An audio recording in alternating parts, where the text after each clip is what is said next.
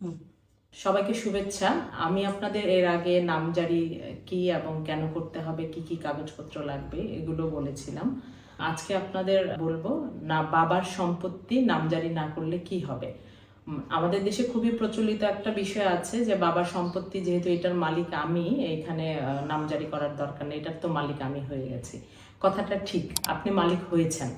এই বাবার সম্পত্তি মানে ওই দলিলের অনুযায়ী আপনি মালিক, কিন্তু নামজারি না করলে আপনার এই জমিটা আপনার নামেও যেহেতু হচ্ছে না, সেহেতু আপনি এটাকে কোনো ধরনের হস্তান্তর করা বা এই প্রপার্টি নিয়ে ধরেন আপনি সেখানে একটা বাড়ি করতে গিয়েছেন, আপনি লোন নিতে চাচ্ছেন, সেই ধরনের কোনো লোন পাবেন না। বা যে কোনো ধরনের মর্গেজ রেখে, বা এটা যদি কৃষি জমি হয়, কৃষি জমির ক্ষেত্রেও আপনি যদি কোনো সরকারের কাছে লোন চান মর্গেজ রেখে, সেটা নিতে পারবেন না। বিকৃত করতেই পারবেন না, বা অন্য যে কোনো ধরনের হস্তান্তর, ধরেন আপনার সন্তানকে আপনি এটা গিফট করে দিতে চাচ্ছেন, সেটাও আপনি পারবেন না। আর বিক্রির প্রশ্নই ওঠে না। সবাইকে ধন্যবাদ।